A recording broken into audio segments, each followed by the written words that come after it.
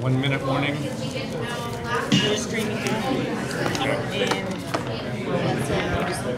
that's payroll.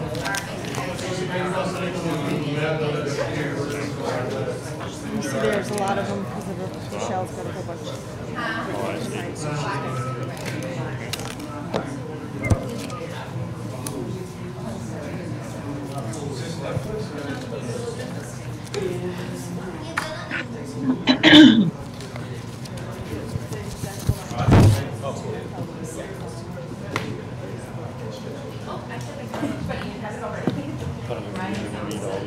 To govern according to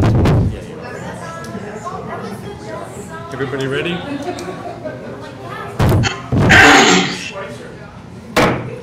I'd like to call to order this public hearing. This is a public hearing on 4 local laws tonight. This is an opportunity for the public to discuss or to weigh in with the council on these 4 proposals. We do ask for you to address the council on the local laws as they come up. So for instance, the first local law will be on the issue of abolishing the recreation department. Many of you were here 3 weeks ago when we actually passed the resolutions according to these local laws. These local laws then simply are the bookkeeping part to make sure that the charter as modified are consistent with the resolutions that have already been passed. We've already had a fair amount of discussion on these, but we welcome this opportunity for the public to also further discuss or to weigh in on these issues.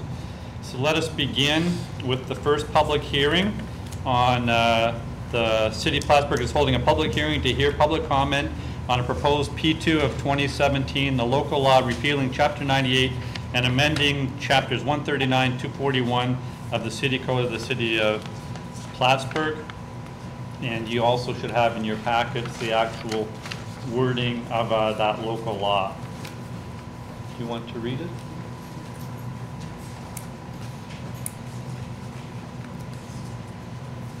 Local law repealing Chapter 98 and amending Chapters 139 and 241 of the City Code of the City of Plattsburgh. This local law is enacted pursuant to the provisions of Sections 10 of the Municipal Home Rule Law of the State of New York. Be it enacted by the Common Council of the City of Plattsburgh as follows. Chapter 98 of the City Code of the City of Plattsburgh, hereafter City Code, entitled Recreation Department, is repealed in its entirety. Chapter 139 of the City Code at Section 139-1 and Section 139-1A and D are amended so that the references to Recreation Department are deleted. Chapter 241 of the City Code at Section 241-6.3 is amended so that the reference to Recreation Department is replaced with City Clerk. The local law shall take effect upon approval by the mayor and filing with the New York Secretary of State. So if any individual would like to come and be heard on the Recreation Department, please come forward. We do ask, given the number of people who would like to speak tonight, for you to absolutely confine your comments to no more than 5 minutes. Please. My name is John Liddy. I've been here a little bit. I still have not heard how or who union people are going to get their orders every day. I've been told, oh, it's going to be the city, I don't know who the hell it is upstairs. Well, civil service law doesn't allow that. So what is the plan? Who is going to be responsible? Is that going to be you, Mayor? Are they all going to come to you every morning and get their direction? Are they going to go to one of these other individuals here? How is that going to happen? This isn't a question and answer. Well, yeah, that's what you just said. To come and get our questions answered. Huh, okay, I can see. So, number one, you've told a lie already tonight. I've heard so many, and don't shake your head. You are not permitted to make comments about the mayor or any member of the council. This is a free country, and I will say what I want to say. You're out of order, sir, I'm afraid. Yeah, okay. You are not allowed to do that. All right. You're I'm out of sorry, we order. won't put up with that. Yeah, okay. Well, we'll see what happens next election time. Anyway, so I guess you don't have an answer, or you're not willing to share it with anybody because nobody from the press knows what's going on. Maybe Joel LaTemplio knows, but he's just keeping it secret. I'm just amazed at this whole process. Why aren't you doing this during budget hearings, where a department head can come up and answer your individual questions? You have to pass these laws tonight, these local laws, to make that vote 2 or 3 weeks ago meaning, or have any meaning. Until you pass these local laws, it means nothing, that vote. So I hope that the 4 of you here, the 2 wherever you are, say, let's get back to sanity.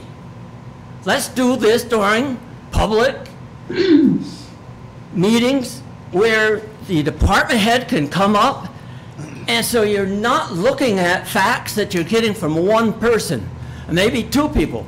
I've already heard about mistakes given by, oh, can I talk about the city chamberlain?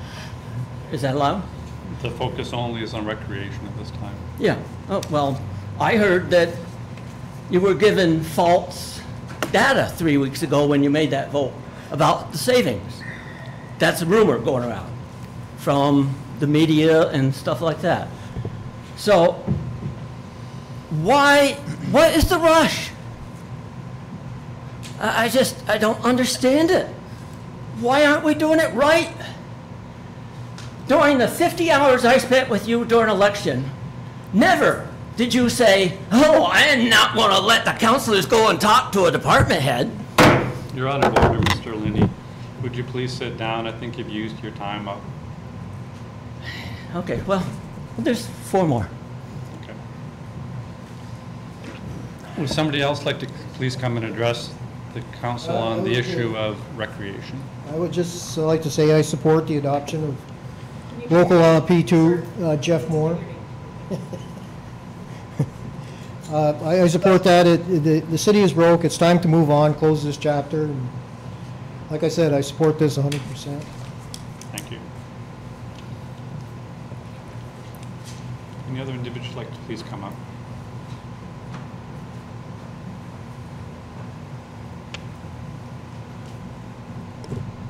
Hi, everyone. Thank you for listening to my comments today. My name is Danielle Garneau. I'm a professor of environmental science at SUNY Plattsburgh, and I'm here to voice my concerns over the recent proposed departmental changes. My first comment is that Recreation Department leaders and staff have been unwaveringly supportive and accommodating of the educational and research needs of myself and my students, and this is a point that many of you may not be aware. Secondly, in addition, in terms of public health, they've provided my family peace of mind with their intensive monitoring of beach water quality. I am not quite certain, but I'm not necessarily hopeful that with lesser staffing, the frequency and intensity of sampling may be impacted. Thirdly, they provided my family a lot of family-friendly and children's programming and events that have allowed us to feel a sense of community. With this loss of leadership, the delivery will not be the same moving forward. Both recreation and engineering have been instrumental in the revitalization of Plattsburgh. These leaders have involved our students in real-world case studies continually. The loss of the coordinated vision of these department leaders with their collective knowledge, as well as innovative and inclusive ideas, I feel will negatively impact the revitalization mission of the city. Thank you. Thank you. Any other individuals please come forward to speak on recreation?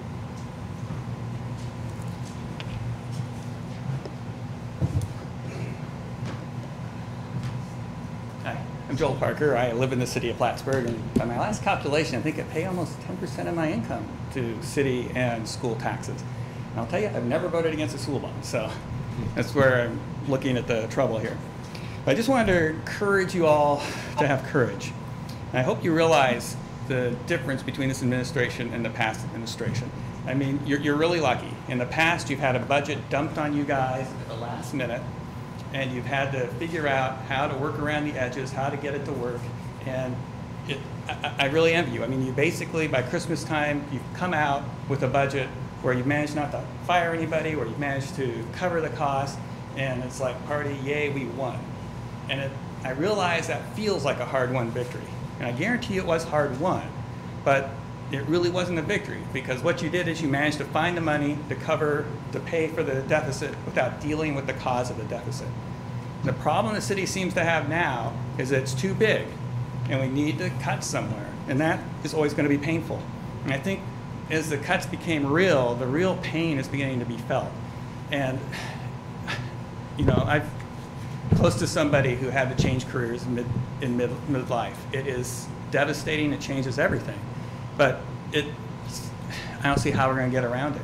And I think the pain of it has led to some people doing some really rash things. We have like our recreation department chair who spammed a city email list. I mean, God, how can you do that and get away with it? And I think someone's shown a great deal of restraint and not disciplining them for it, personally. I don't know if it broke the rules, but Excuse me, I it thought seems the crazy. order of the chambers was not to attack an individual. Is that to be held as a standard? Certainly, I think guess we he's shouldn't talk attacking- about any individual. I apologize. I won't talk about it. I'm sorry. I didn't realize. Okay. But the bottom line here is I think you realize that things need to be cut. The mayor has jumped out. He's the first man out of the foxhole. He's taken the hit for everybody. And now it's time for you guys to have courage and work to actually make things happen, get the job done, or you're going to have to vote to basically hang back and try to do things the old-fashioned way, which just isn't going to work anymore. So I'm just encouraging you to get a handle on this and think about what the implications are, especially if we go bankrupt. There'll be the police, the fire department will be disbanded. How is health care and pensions going to be handled if we have to disincorporate? I mean, think about those. The consequences are huge. And it's tough, but if you don't act tough now, you're going to have to be tougher later, and it's going to be harder later. So, again, my apologies for slipping up there. Thank you. Thank you. Any other individuals like to come and address the local law with regard to recreation?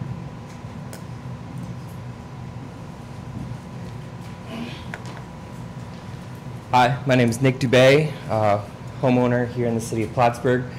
I just want to say that I don't work in this office, and I don't work necessarily directly with this administration, but I do live and work here in the city of Plattsburgh.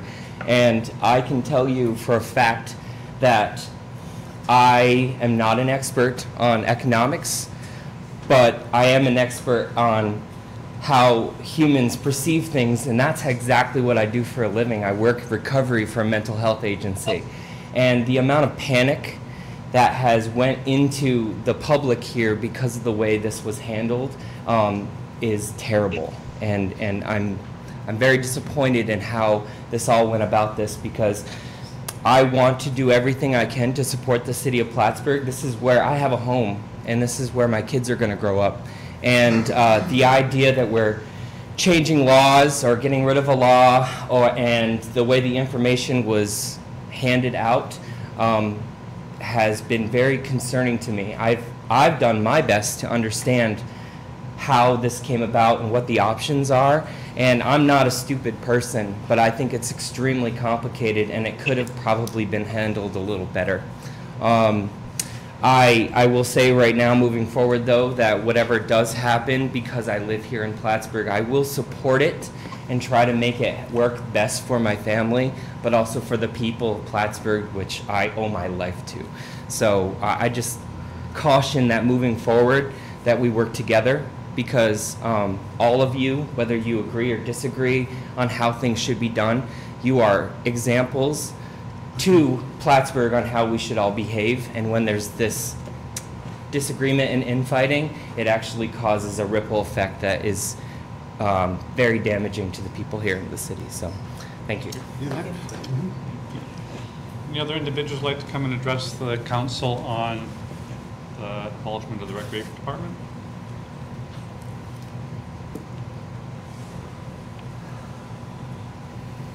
Sue Moore. I just want to say that I'm for the passing of this. I think there's been some misinformation, And some people are probably a little behind on maybe what's been going on in the city for the past few months. So actually, it's probably been the past few years, but it's all come to light in the past few months, and it probably would be a good idea if maybe people went back a little ways to get caught up on what's been going on. This isn't like a big shock or surprise. It's been coming, and the mayor's been talking about having to make some major decisions and major cuts to get the city back where it needs to be, and this is only the beginning. This is going to go on probably for another couple of years.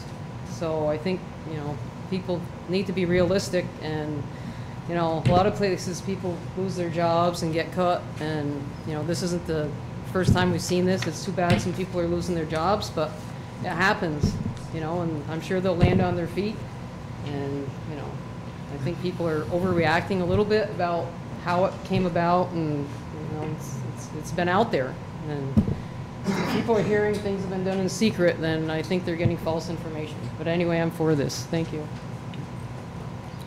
Any other individuals like to come and please address the council on the issue of the Recreation Department?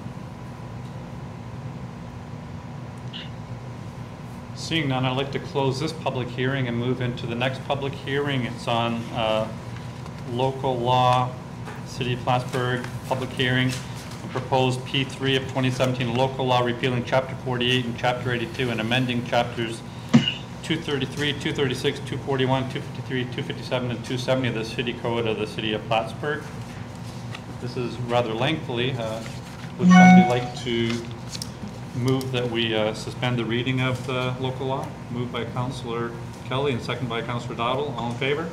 Aye. Opposed? Aye. Passed. This is all, should be in your packet. This is local law number P3 now, and this has to do with the engineering and planning department. If you'd like to make comments on that, please come forward. My name is John Lenny. My whole point of being here tonight is that the method is wrong. You don't give Kevin Farrington a chance to explain why the figures are not correct. I mean, less than 20% of his budget goes to the general fund. The two people that work in that other office, they're paid by water and sewer. His secretary, I think is like, I can't remember exactly. It's been several years since I've been involved with the budgets of the city. Is like 50% general fund. And Kevin's is, I think, like 25% general fund. Now you're going to do a planner and whoever else you hire, and it's going to be 100% general fund. That doesn't make sense. You're going to be spending $80,000 to $120,000 more of general fund monies by eliminating the engineer department. That's not good math.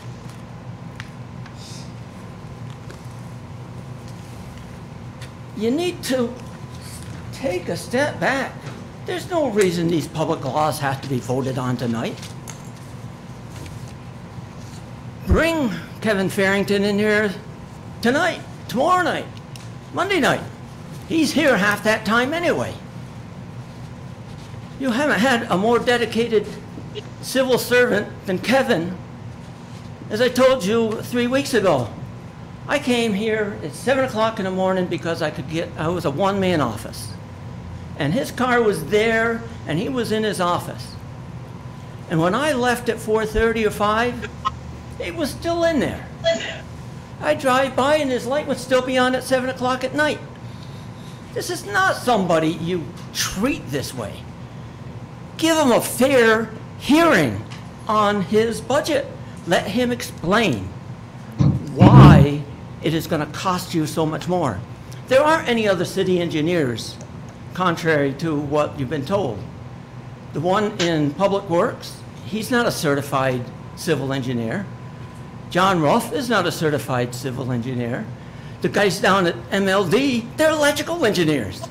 You're going to pay an engineer at 3 times the rate that you're paying a civil servant who has dedicated the last 15 years of his life to this city, and it's going to cost you a lot more than you were told when you made that vote last week. Thank you. See, I can be simple. Any other individuals like to come and speak on the issue of engineering services?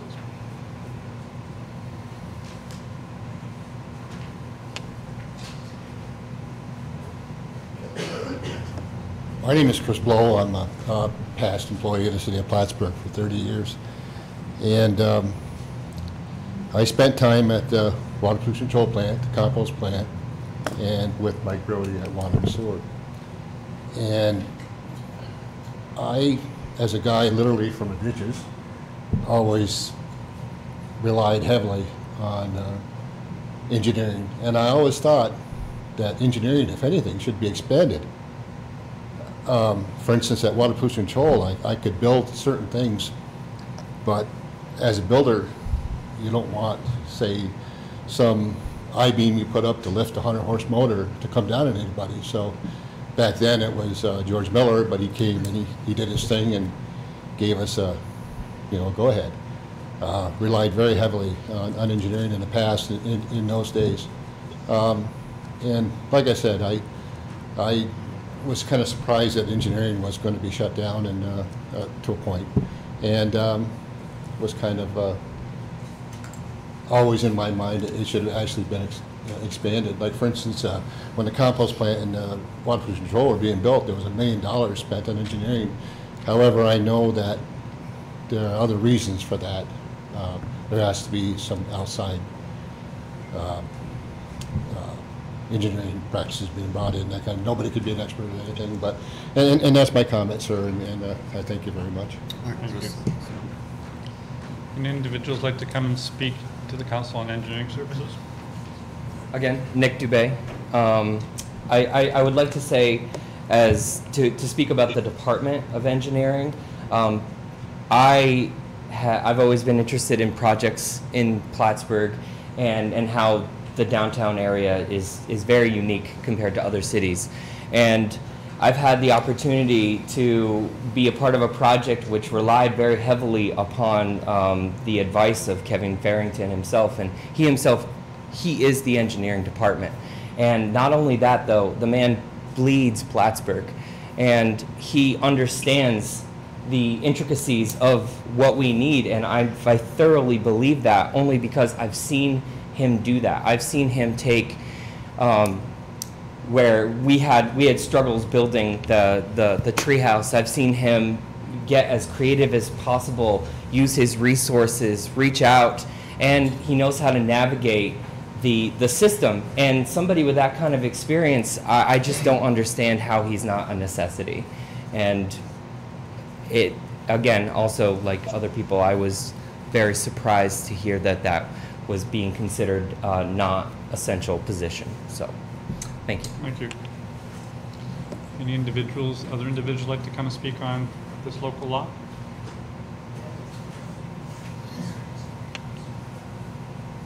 Hi, Jeff Morgan. I'd just like to say, and I'm not here to debate the value of any individual employees or whatever, but I will clearly state that the city budget as it stands is unsustainable. 73% of the budget is payroll and benefits. So there is no way to balance the budget without cutting some positions. I mean, it's unfortunate. I really feel for all these people, but somebody has to go, and not just a few, but quite a few. I mean, I'm a fiscal conservative, and I'm proud of that. You cannot continue down this road without breaking the bank. Even massive tax increases will not save the infrastructure and the bureaucracy that this city has created. So, not to single out anyone or anything, but things have to happen, and I support these changes and whatever changes that have to be made to make the city functioning again. And I see a little bit different city when I walk through the downtown or drive on the roads. It's broke. The roads are bad. There's a lot of falling down buildings. There's a lot of things that need to be attended to. I'm sorry, but those things need to be done, and we cannot continue down this path. Thank you. Thank you. Any other individuals like to come and please speak on engineering services?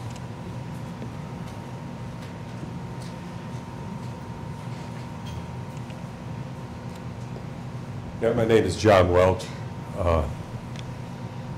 I hear all these people standing up. I don't know how they're related to these people, you guys.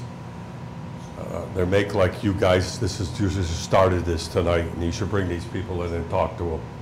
You guys have all, 6 of you, plus the mayor, have sat down and looked, crunched these numbers, and looked at them and made these decisions.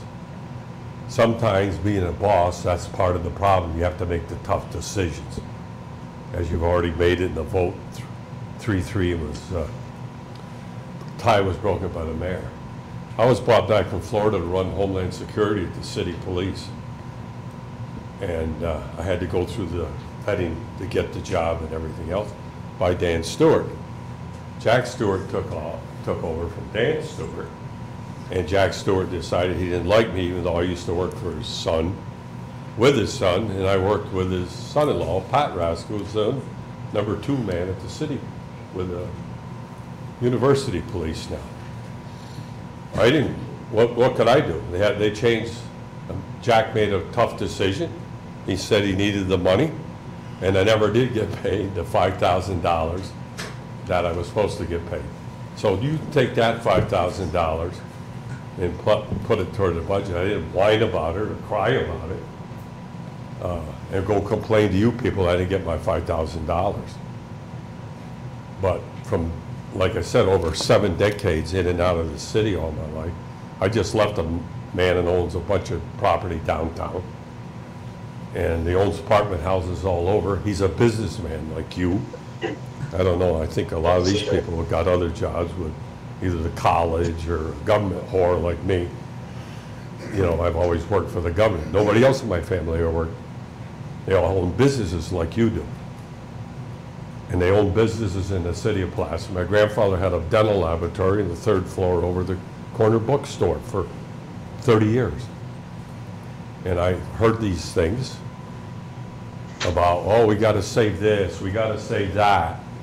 Ex-guys in the console coming in here, oh, this guy's the greatest guy in the world. You don't even know what their background are. There might be a brother-in-law, a sister-in-law, a cousin or somebody else. They're trying to save a job.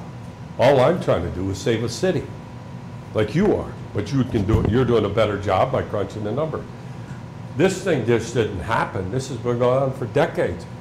And you guys finally bit the bullet and said, this is what we're going to do. And it's a big hunk of money. When you figure the salaries, Social Security, pensions, I got 15 years in the state pension system. If I live another 50, I'm going to bankrupt it, or the rest of us state employees are. People forget how much that money costs. You guys give me a pension, you direct deposit every month, and how much that costs. Thank God the market's up a little bit now, so the pension costs of the city aren't as much, because they don't have to come to you 6 and the mayor to get more money.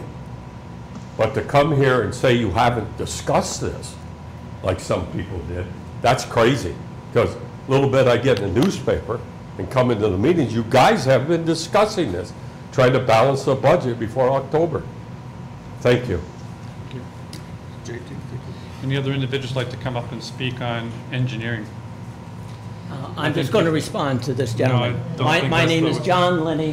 No, you've already had your talk. I've been the city of Plattsburgh for 7 years. Mr. Lenny, you're out of order, please. Yes, Did allow. yeah, I mean, he basically attacked me for 7 Mr. years. Lenny, you're out of order. We simply allow people to have their But if you want to know who I time. am, Well, come on, we'll talk about it outside. well, after this meeting, we will. Right now. Any other individuals like to come and please speak on engineering?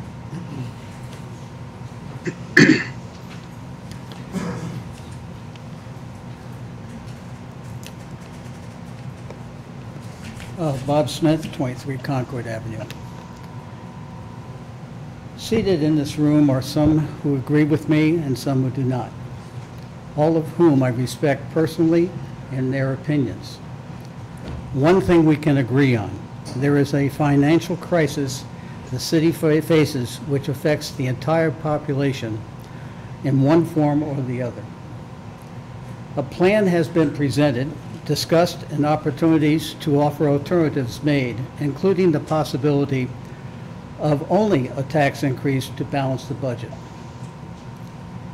Any plan envisioned by a CEO or president and discussed with a board of directors may need adjustments. No one in a boardroom or in this room can be smart enough to anticipate the issues that will arise in the future.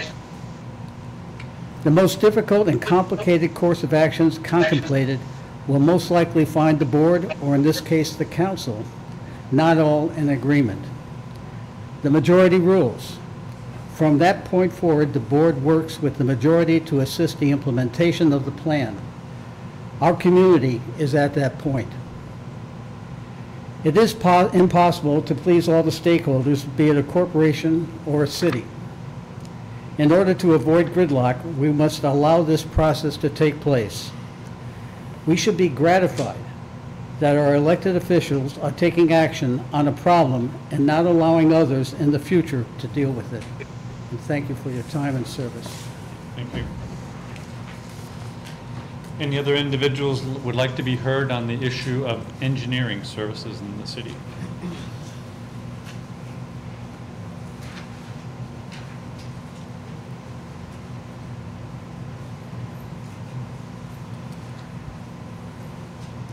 One last time on engineering services. Seeing none, I'll close this hearing, and we'd like to open up the next hearing. This will be on City of Plattsburgh holding a public hearing to hear public comments on a proposed P4 local law amending Article 5, Section C53 of the City Charter of the City of Plattsburgh. This local law is with regard to the city departments in the city. Would you like to waive the reading of this? Do I have a motion? So moved by Councilor Dowell, second by Councilor Crowley. All in favor? Aye. Aye. Opposed? So you'll find that in your packet. It's under Law P4, local Law P4.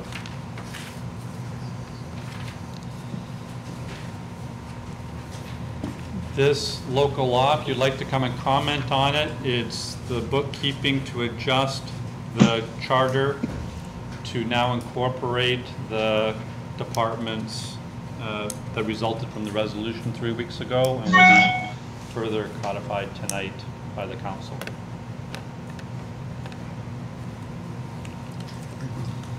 John Lenny, previous HR director for the city of Plattsburgh, business person in the city for over 20 years. I generated, with my hardware store, $2.7 million of revenue that came into the city coffers when I was in the hardware business. I spent my money supporting this. I have been active following the council since 1980, when I first tried to build a building in the city of Plattsburgh and ran into problems. I actually ran for mayor in 1985. I have been a member of the zoning board for over 12 years. So I have put my time in this city. What I'm telling you is this process is messed up. I just don't understand. I mean, as the HR director, I did the budgets for basically every department in this city with regard to their benefits, their wages, workers' comp. I noticed there's no human resources department on this list. When I came here, our workers' comp bill was over $500,000. That's because nobody was watching it.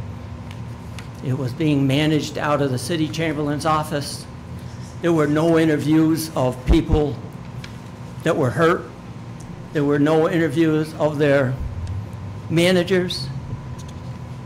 We got our rate down to the lowest in the entire city for the 7 years I was here. When I left, I pulled a report on workers' comp, and the claims had tripled from the time that my position was abolished to when I requested that thing and got it from the city clerk. You need somebody watching that knows what they're doing and has time to do it.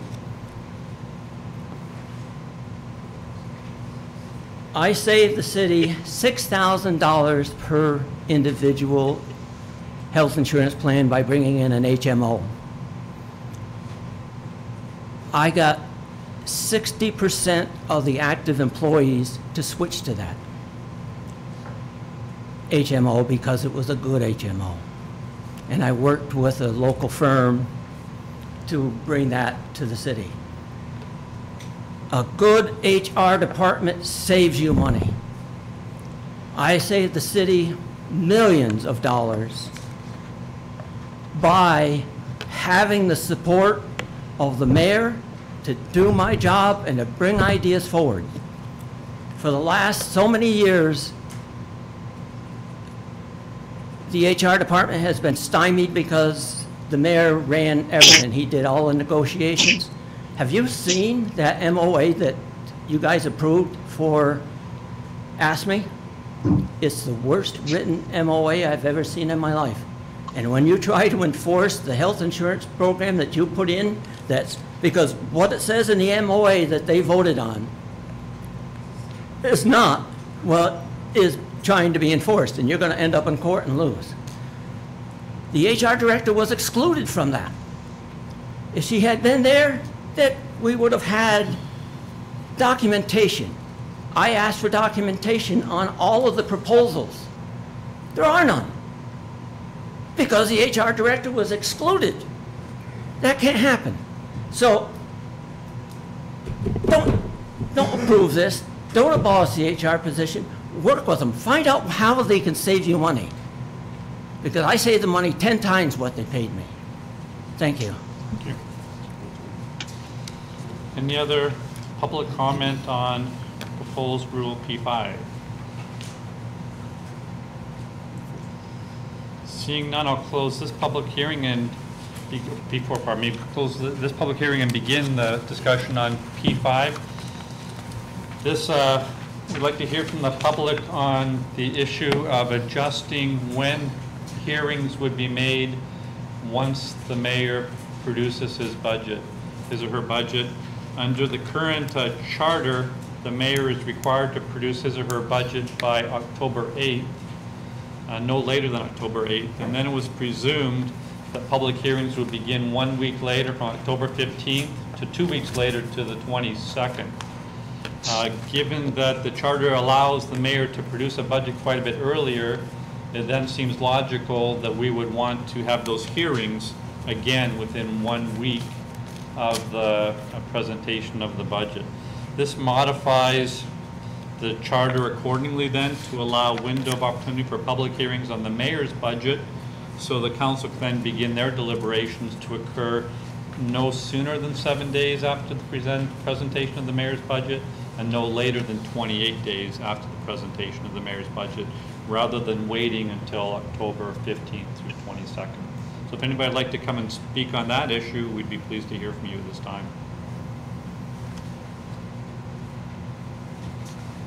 Please. John Lundy, I'm just confused. What does the charter say now? The charter says, well, I don't think I'm supposed to be answering questions at this time. Well, it's just a hearing from you. It says on or before October 8th. You said it was changed. Shouldn't the change be in this? There's no change to the date that from the charter that the mayor can present his budget is all I can say. That wording is no change to that.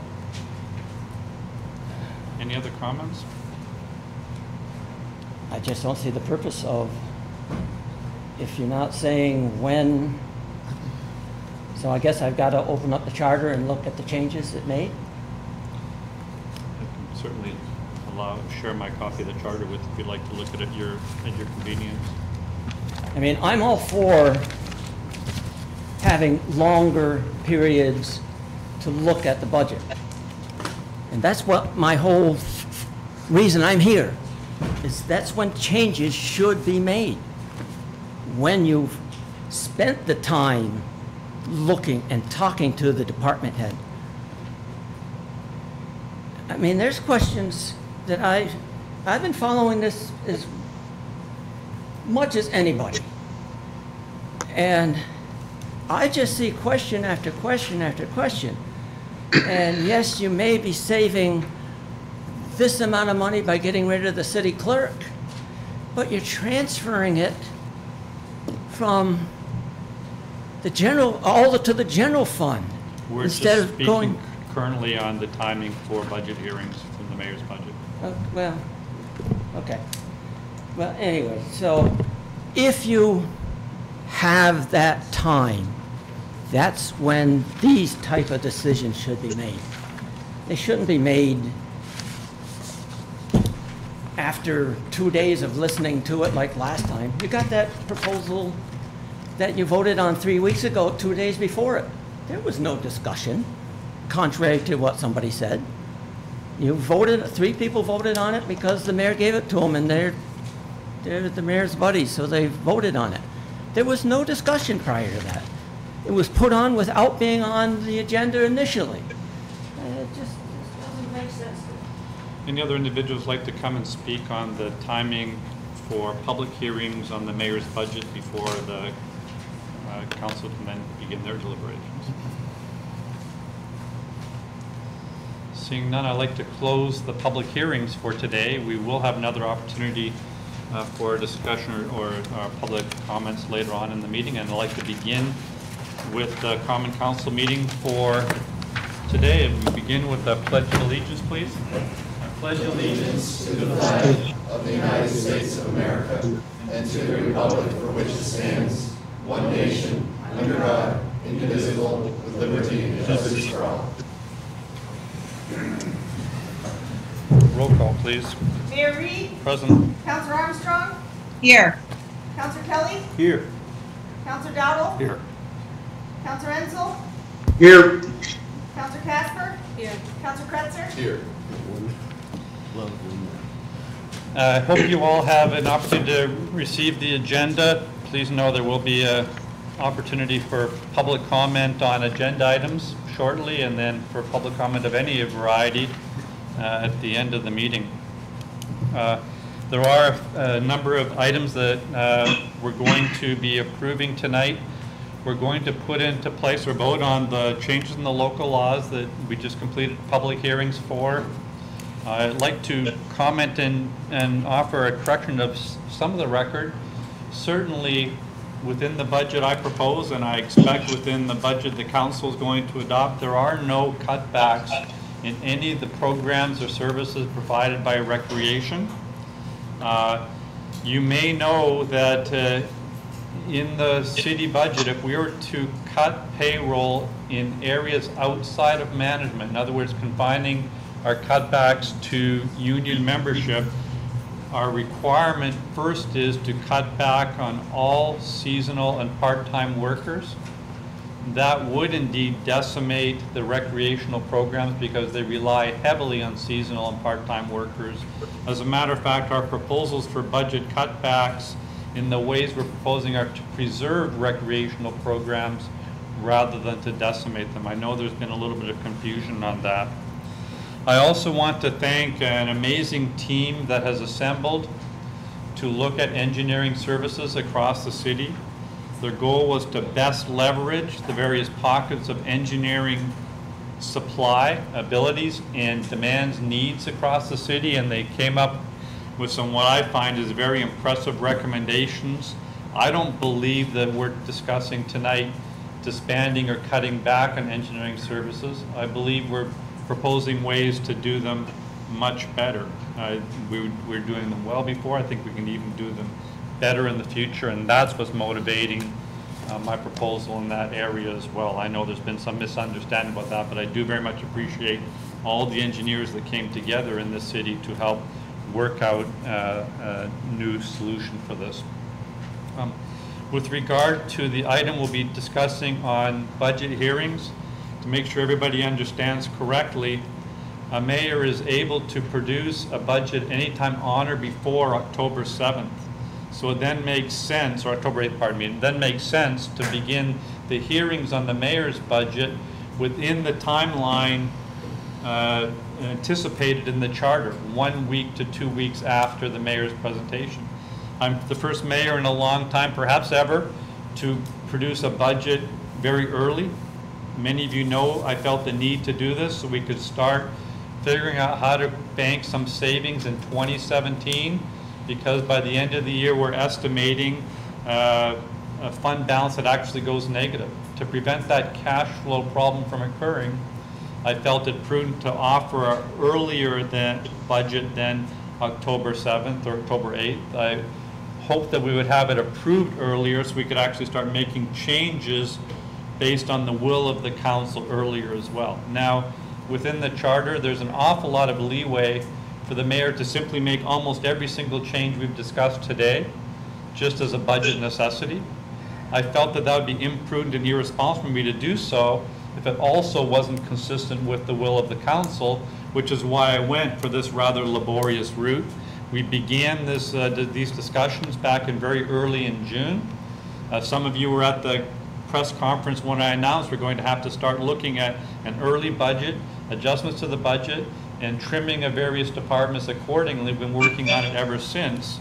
It has been a very difficult process, and I certainly understand the needs of individuals to help preserve their jobs. Who could not understand that? My goal, though, is to try to figure out how to preserve a city that has now going into a negative fund balance. And that weighs on me heavily, 60 hours a week at work and probably a lot of sleepless nights as well, because I don't know as a city how we can afford to not pay our bills come November and December. So I know this is incredibly difficult. I've asked all my colleagues, I've asked the public for any ideas you have for how we can avoid some of the necessities we're discussing today. If there's an easier way to do this, I'd love to hear it and I'd love to do it. But these are difficult choices. We've come up with savings that are totaling somewhere in the neighborhood of $700,000. We've also come up with other more temporary savings in procurement, or more nebulous savings in procurement, in payroll processing, in other efficiencies we can find throughout the city, and I'm hopeful that that will start paying some dividends. It's not as reliable as what we can plan out here, but I'm certainly keeping my fingers crossed, because we're going to need to do more than what I proposed in the budget just a few weeks ago, unfortunately. It's going to require deeper cuts. We've got some ideas on how to do it, and those are some of the two birds in the bush that I hope can work out fine. But we've got this bird in the hand now that's going to give us the basis to at least get the budget balanced and about a zero fund balance at the end of the year. We need to then have the good work of the council over the next couple of months to see if we can build that zero fund balance up to something that's more manageable. 500,000, I think, would be a miracle this year, and certainly that's one of the goals we're trying to build. I think the number was actually $550,000 fund balance by the end of 2018, if we can possibly do so. So that's the goals we're trying to do here. It is difficult. Nobody at this table does not understand the weight of all this, but we're really trying to do the best we can and solicit the help from you all in making suggestions on how to move forward. Those are all my comments for now. Could I then continue the meeting? Resolved that the minutes of the regular meeting of the Common Council held on August 10, 2017 are approved and placed on file among the public records of the City Clerk's office. Moved by Councillor Kretzer and second by Councillor Dowdle. Discussion? All in favor? Aye. Opposed? Aye. Passed. Resolved that the payrolls of the various departments in the City of Plattsburgh for the week ending August 16, 2017 in the amount of $479,699.27 are authorized and allowed, and the mayor and the city clerk are hereby empowered and directed to sign warrants drawn on the city chamberlain for the payment thereof. Moved by Counselor Kelly and second by Counselor Dowdle. Discussion? All in favor? Aye. Opposed? Passed. Resolved that the reports as listed are hereby ordered received and placed on file among the public records of the city clerk's office. Moved by Counselor Dowdle and second by Counselor Kretzer. Discussion? All in favor? Aye. Opposed? Passed.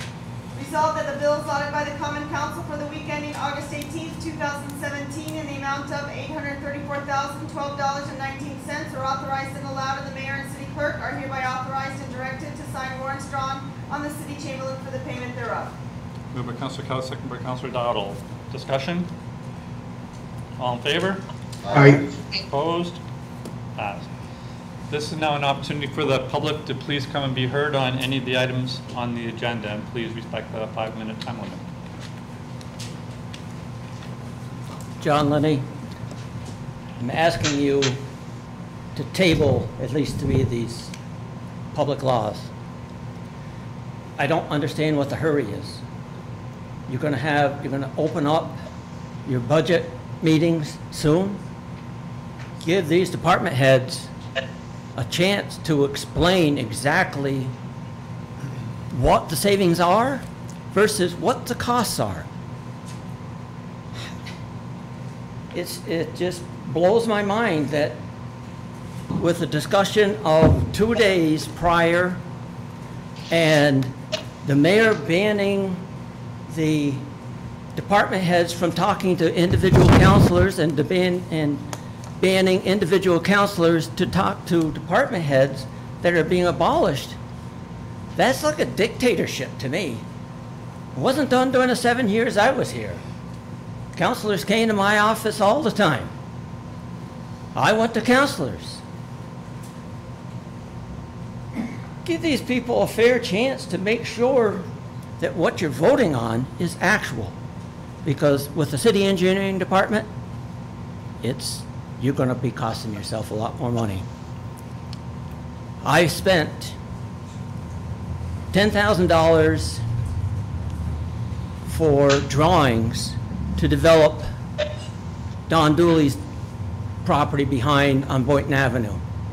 Couldn't get it through the zoning board because for some reason, they didn't like the fact that I only had a 55-foot right-of-way. That would have brought in 250 homes. Private engineers are expensive. I wish Kevin was here during that period. I would have hired him when he wasn't working, because he wouldn't have charged me so much. And I'll tell you, he ain't going to charge you, even with his benefits, what these other engineers are going to charge you. And when are you going to release that survey? Are you going to give it to the press? I guess you're not going to answer me.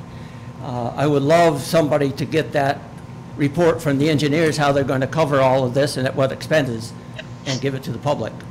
Or maybe at least, I don't know if the councilors have gotten it or not. So allow these councilors to talk to these individuals, Mayor. Stop they gotta put it through me type of thing, okay? Thank you. Any other individuals like to come and speak to the council, please, on issues on the agenda? Yes, I'm Lonnie Fairchild. I believe adopting these proposals is urgent. I think without a change in the ability to change how things are going right away, we're losing money. The city will lose money every month. I don't believe that this is the best possible plan overall to improve the city's finances. I don't think we know or have the time to it. I think it makes the fewest number of critical changes that are irrevocable, so the councilors can start working on how to manage the city's workforce and organize the city's services so it has the maximum flexibility in the future. So I like this. It's the only plan we have right now. It's not detailed to give the specifics of how things are going to go, but without it, we can't start saving money right away, and I think that's critical. So I urge people to cooperate, approve this, but then realize that it is not a blueprint for what's going to happen. Thank you. individuals like to please come forward and address the council on these agenda items tonight?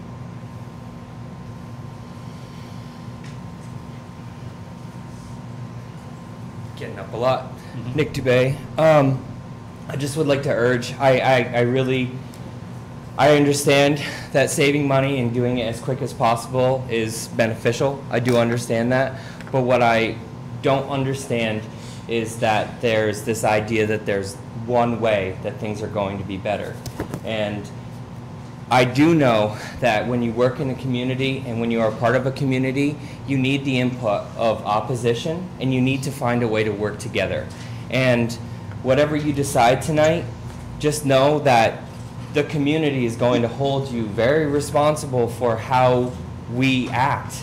And yes, we might be saving money, but if we go about it and cause this kind of discourse that has happened so far, it's not going to be good for the people who live here in the city.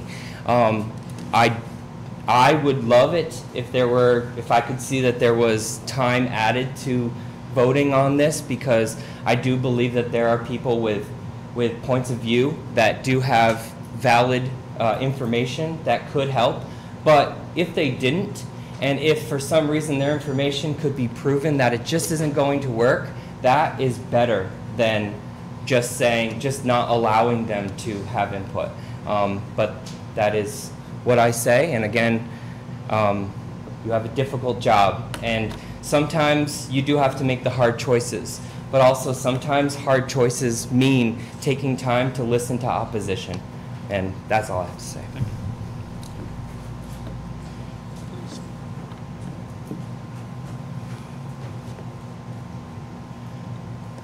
My name is Jean Welch. Thank you for listening to us. And I don't envy your decisions. They are really, really hard.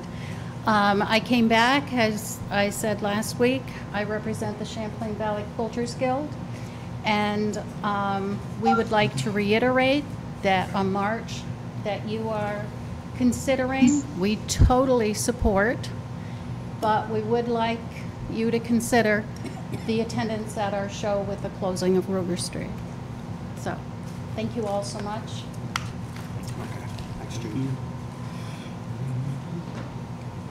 Any other individuals like to come and please address the council on issues on the agenda?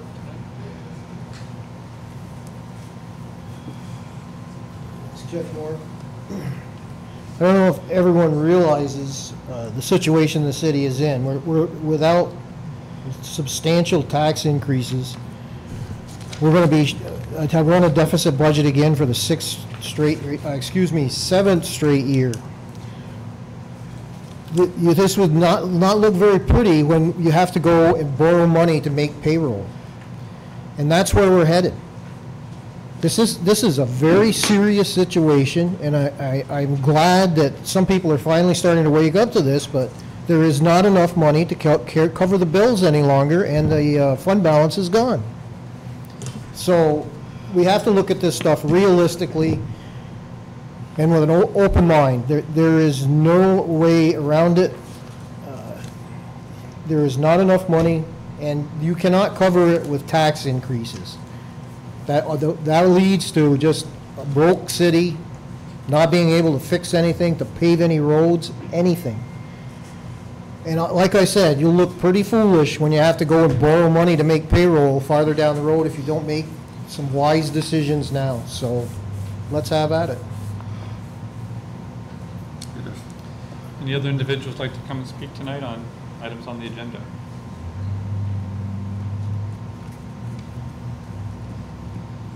Seeing none, let's continue on with the meeting then. Motion to remove item 7A from the table. I would rather that we not remove it from the table, as the council received an email from me, and I just want to address the concern. The group has rerouted the march, so it's not going to be Ruger. Simply the offering, the compromise they offered was from Trinity up Court, and then they would move to the sidewalks to go over to Amity Plaza, where there'll be a few speakers, and then come back and retrace that route. So it's not going to interfere at all with the quilters. And that will also have the amount of time hopefully also having the number of officers. We still have to talk with the chief about that. So they tried to come up with a compromise, but you know, they said that if I didn't want to put it to a vote until everybody had a chance to think about anything else, and they said if there were any concerns to please let them know, and they'll go back to the table.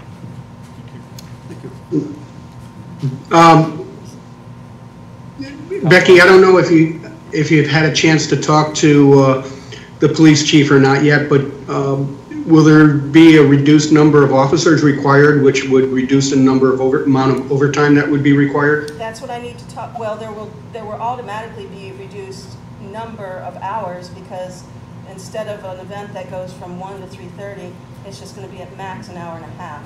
So that halves the number of hours right there for whatever number of officers there are. So I haven't talked to the police chief personally, but there's, you know, we're working from 1150 for the 8 officers with the overtime pay, and now we're down to, I think, $550. If we can reduce the number of officers too, I'll talk to the police chief about that. I would just say on their behalf, it seems a very important time to make an investment of that nature, for the city to take a stand and show who we are, our true nature.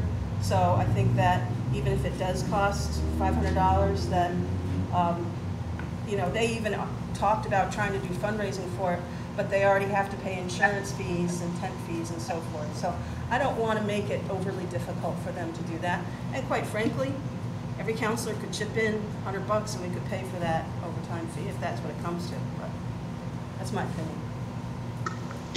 Thank you. So I'm anticipating that there'll be no motion at this time to remove from the table. Oh, just wait and see if people want to send any other concerns. Okay. Thank you. Next item. Resolved in accordance with the request, therefore the Common Council approves MLD to advertise for bids for PMLD bid number 2017-8-1 repair transformer TR2 at St. Lawrence 1. Bid due date September 8th, 2017 by 11 a.m. Moved by Councilor Kretzer and second by Councilor Kelly. Discussion?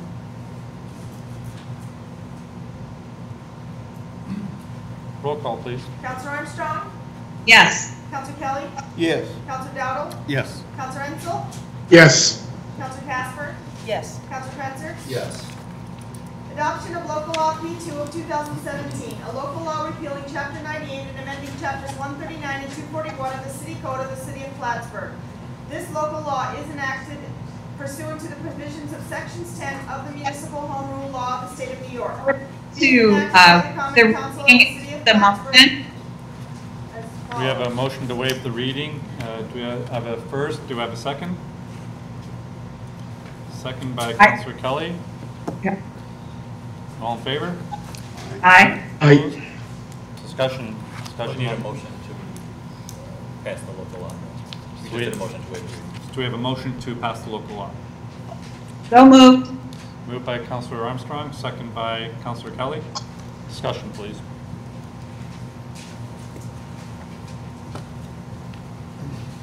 Would it be helpful for the council to hear for a moment on the legality of adjusting the charter? I know there's been a lot of discussion on that. This is just on the code, actually. On the code, yeah. Would you like to address that? That's more standard. I think the charter questions are the third or fourth local laws. So right now it's just limited to the code amendment. So those charter concerns that were raised by some of the charter commissioners aren't relevant for the specific local law. But certainly, if there's any questions. Please, Councilor Dawson. If the repeal takes place, can the replacement take place as well? Well, pardon me? If a repeal takes place of this recreation, will these code adjustments be voted either up or down? Right. Is that what you're asking? Right. Should they be voted for? And in time, things can't happen as we hope they can. Can it be brought back? It can be brought back. I mean, repeal Absolutely, can certainly. happen to replace. Certainly. So when we start going through the budget, we're still going to go through budget lines, correct? So if there's some information that's brought forth through the budget lines, we can address this again, revisit this at any time. You're right as the council. Right. Okay, I just wanted that to be known. Any other questions or comments from the council? Yeah, I have some comments, which I'll just say with regard to all of the amendments to the code and abolishment of departments. I hear a lot of people talking about, you know, it's hard for people to lose your jobs, but, you know, you got to get over it and that kind of thing. As I said in the meeting, was it 3 weeks ago? As much as I have great respect for our city managers, that's not my overriding concern. My concern is absolutely with the status of the city. In particular, I'm very concerned about the cost to the city from abolishing IT and engineering. I look at the supposed savings, and yet Mr. Linney is absolutely correct. You look at the budget, and was it $78,000 of that comes out of the general fund? That's $78,000. The rest other is distributed from other departments in the city, which do not have any bearing on the general fund. People ought to understand that. So if we're going to shift now a city planner, and I haven't seen any job description for that city planner, if we're going to shift that to community development, then that is solely paid by the general fund, whatever that price is going to be. I've got the budget right here. I don't know if it's going to be $70,000 or $100,000. That's all on the general fund now. And then other questions, I actually have questions for you, Kevin, because you raised some points in your time 3 weeks ago that concerned me greatly. For instance, the capital projects we already have on the docket, and we're supposed to be starting on our budget review and reviewing our capital projects at the same time. That's what we do. That's the process. That's how it goes. And then we make decisions about what we want to do. If we don't have a city engineer, somebody mentioned we need to get the roads done. A city engineer makes sure that there are designs for roads and signs off as an engineer. We don't have an engineer who can do that. So can you tell me how much it cost? You sent us an email about Main Road. There were concerns that Main Road, which is a major project, that you said the completion date is now June 2018. It was supposed to be done this year. Why was it not completed this year? Could you please? Well, I guess let me first say that since I got here, we have done every single local road in-house. That means you designed it. We've designed it and done the construction inspection. Every single local road, whether it be a reconstruction or an overlay. Main Road was the first one we've outsourced. Why did we outsource it? We went through a transition year this year. I lost my senior designer. He's an excellent designer. He and I worked together on these designs year after year after year, and we've done every single local road in-house. That, by the way, is not to be confused with the South Catherine Street and the federally funded roads. Instead of refilling that position, there was a hiring freeze. So I wasn't allowed to refill that position. We have a variety of projects, and we're already thin-staffed to begin with, and that made it impossible to do that local road in-house. So that was the reason, the hiring freeze was directly the reason that I wasn't able to do Main Road in-house. So we paid how much did it cost us to outsource the design? $125,000, and that's not including the inspection fee. So this is where I get concerned. How are we going to get the roads done? If we have to have an engineer, now you said that we have to have a civil engineer to sign off, is that what it is? You are required by law to have a civil engineer, and Dean, please correct me if I'm wrong, but all the engineers know too that according to, if any engineer works out of their specific area of specialty, then they will be subjected to, that will be a violation, a breach of professional conduct. So if, for example, the agenda said, the resolution said, well, we have an engineer in MLD. Now, we have an excellent electric utility manager, in my opinion, over here, but Bill, correct me if I'm wrong, his specialty is not highway and bridge design, water distribution design. He's excellent electrical engineer. I hope he's an electrical engineer. It would be, you would hope, right? It would be a breach of his professional conduct to attempt to work. Same thing, DPW was alluded, they have an engineer. They do not have an engineer. DPW does not have an engineer on staff. They certainly do not have a licensed professional engineer on staff. So I'm going to go, I just want to go right to the money, because everybody's concerned about the money. I'm concerned about the money too. If we now zero out engineering payroll, but we move over to community development, and I've got the budget here. What is it, 115 added to community development? Paul, you could answer that question. 115, I assume that's for the city planner. So that's 115 to the general fund, okay? We zeroed out $78,000 from engineering. We now have 115 to the general fund exclusively, and then we're gonna have to outsource design for our roads. We had one to the tune, that was a big project, $125,000. I assume that that's not all to the general fund because it's a third, correct? Because partly it's sewer replacement and so forth? Well, it depends, but typically the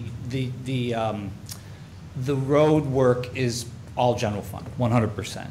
So when you outsource to a consultant, then, and one of the questions I have with the budget, because I read what you just stated, which is, I believe, and anyone can correct me if I'm wrong here, but I believe that the increase to payroll in community development was approximately $110,000 for this new sort of setup that would include, as I understand it, this senior planner person, whatever that is, I haven't seen a description either, plus Jody, my clerk. And so that's $110,000. So my current general fund contribution for the entire department is $73,000. So right off the bat, what I read in the mayor's budget, and again, correct me if I'm wrong, is that it's an increase of 100 to 110, so about $40,000 before we get into high-priced consultant fees. Now, what's missing, though, it's an apples and oranges comparison, because if I keep hearing no loss of services, no loss of services. So the first question is, would my engineering aide move over to community development too? If he is, again, that becomes a general fund, so round numbers, let's call it 50. Then the other question, this is an apples and oranges comparison, is I have a vacant position. So when the resolution said $383,000, well, is that assuming I would fill my position in 2018? Because even with that position filled, my entire budget is $293,000. So I don't know where this number came from. Now, I can tell you that this council chose to run a capital project last year through my budget, the ADA self-assessment in the amount of $50,000. It's unusual. We don't usually run a capital program through my budget, but we did. So I had a one-time spike of 50, plus I had my retirement payout of 30-something. So that's about $80-something thousand. So all I can guess is that 383 may have, I don't know where that came from, but my budget isn't 383. So right away, before we're 3 words into the resolution, there's factually incorrect information. Now, going to the question of, so what does it cost for a consultant? Using, I looked at the draft capital plan, and I estimated $900,000 in consulting fees for 2018 for local roads, plus water and sewer. About $600,000 in consulting fees, general fund consulting fees, should be figured into the 2018 budget if you're not going to have a city engineer, a qualified civil engineer who can design and stamp these drawings in-house, then I would figure on $900,000. Now, you may look at that capital budget and say, well, we're not going to do that many roads. We're only going to do 2/3 of that, or half of that, or 1/3 of that. Okay, fine. So instead, well, I just would say that everybody wants roads done, me too. Yeah. So, I mean, this is very frustrating for me, particularly in terms of numbers. Not to mention, I know that you have often sought out grant money and have represented the city well with the state and funds to do like South Catherine projects. So I'm just trying to understand where we see a benefit to this, a cost benefit.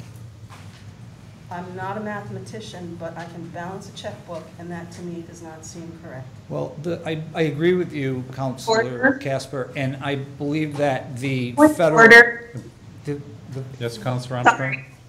I'm just trying to understand the relevance of this discussion to Recreation. recreation.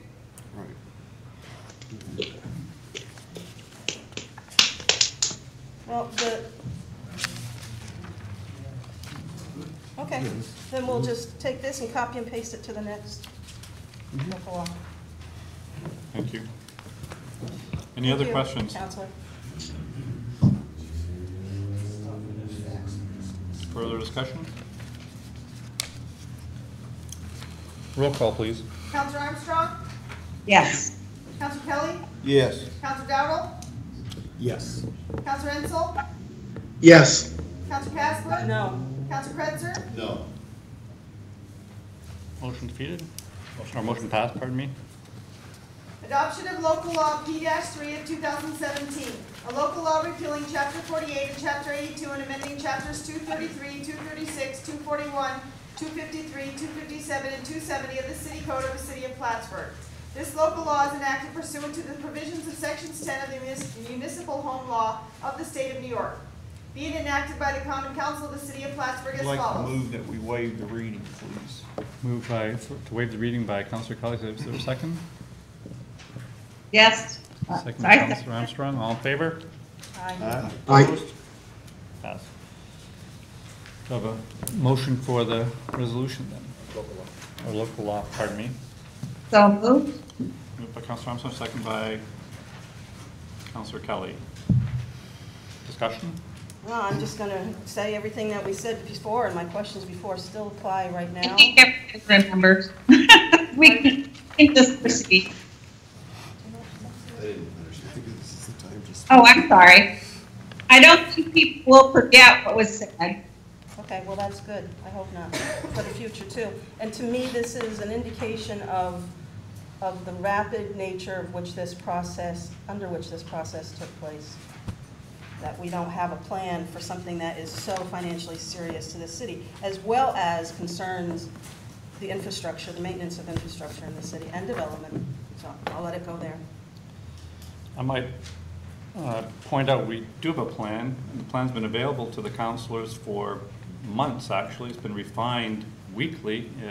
I certainly very much appreciate the work of the engineering task force that has refined this plan. Some of the numbers quoted simply aren't accurate, don't represent the current state of the budget. And I might also note that I was somewhat impugned by an assertion that I somehow cost the city $150,000 in outside consulting fees. As all the council knows, we had a soft hiring freeze early on in the year. That soft hiring freeze said we would fill every position that needed to be filled to create economies for the city. This was never brought to me. I was never told that we would be going out and consulting instead of hiring somebody on a temporary basis. So that is simply wrong. If somebody came to me, I think you all know me well enough, that if somebody came to me and said, would you like to pay $25,000 or $150,000, I think you all know which answer I'm going to choose.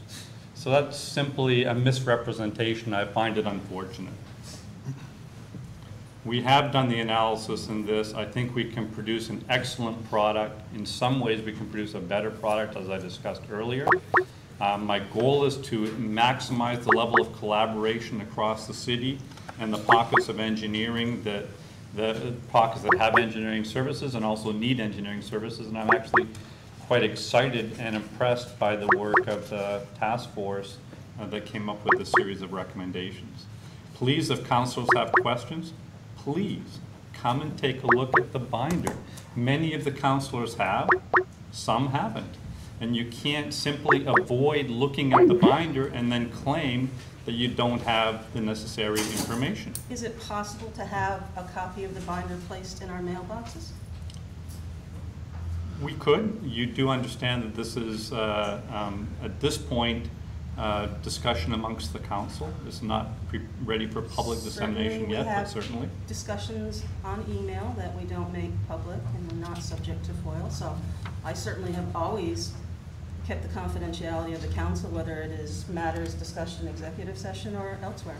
Certainly, and I'm looking forward to the entire council, regardless on how you vote tonight, to be working with me to implement a plan that's going to allow for the budget savings that we need to have going forward.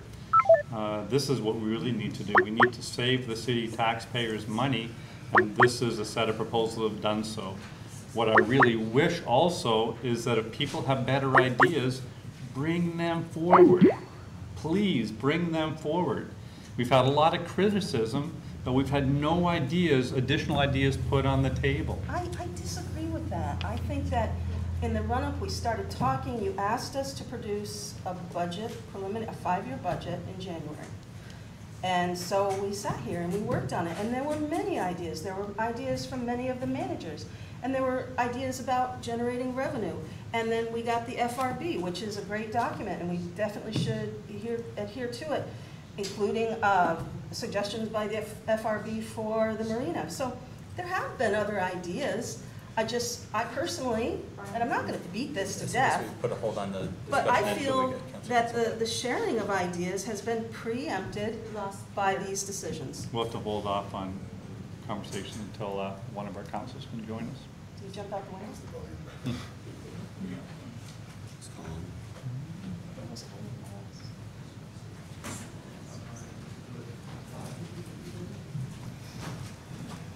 I don't think that's us.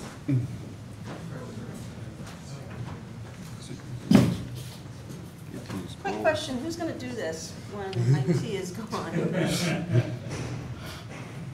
Not you. Not me.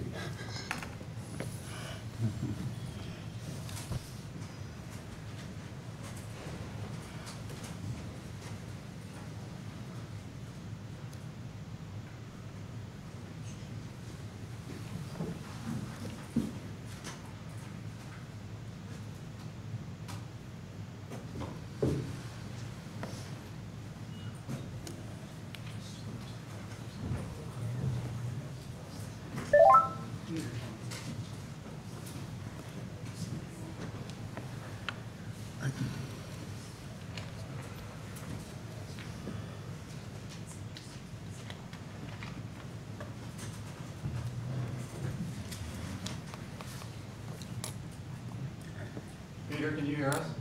Yes, I can. Yeah, we can hear you. You're muted again, your video. You're getting a lot younger looking there, Peter.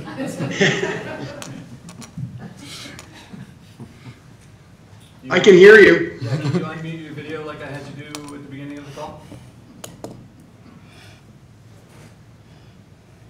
There you go. Yeah. Thank you. I don't know what happened. The screen froze and then just went blank. Okay, you're back. Welcome back. Would you like to please resume, Counselor? I think everybody's heard enough from me. You know my feeling. I feel very strongly about this city. I grew up here. I'll do anything to protect it. I'm willing to take risks and take radical chances, and I'm willing to lay people off. But I don't want to do anything that would jeopardize the future of this city. I really don't, and that's my position. Thank you. Any other, please, Counselor Dowdle? The discussion, Mayor, this allows for budget savings if this passes, correct? It does. It does. If those savings don't turn out to be what we're projecting, we'll revisit this issue. Is that correct? Absolutely. And civil service approval, where would this come into play with this?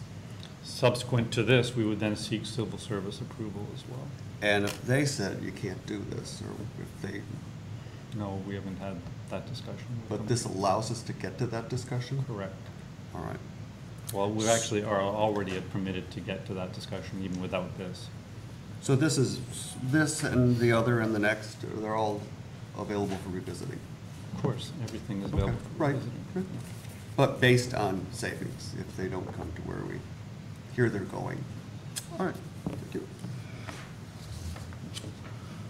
Any other discussion? Not roll call, please. Counselor Armstrong? Yes. Counselor Kelly? Yes. Counselor Dowdle? Yes. Counselor Ensel? Yes. Counselor Casper? No. Counselor Kretzer? No. Resolution or adoption passes. Adoption of local law P-4 of 2017, a local law amending Article 5, Section C5-3 of the City Charter of the City of Plattsburgh. This local law is enacted pursuant to the provisions of Sections 10 of the Municipal Home Rule Law of the State of New York. Be it enacted by the Common Council of the City of Plattsburgh as follows. The City Charter of the City of Plattsburgh, Article 5, Section C5-3 is amended and restated in its entirety to read as follows. C5-3, City Departments and Officers. Each city department shall be managed by a department head and such assistant department heads or deputies whose positions have been established by the Common Council. The function, organization, powers, and duties of a department shall be defined in this charter or the administrative code. City clerk, law, city court, finance, police, fire, public works, municipal lighting department, environmental services, community development, assessor, codes enforcement. This local law shall take effect upon approval by the mayor and filing with the New York Secretary of State. Moved by Councilor Kelly and second by Councilor Second. Ensel. Discussion, please. What exactly is the purpose of this? Is this just formally eliminates those other departments from the charter and establishes these?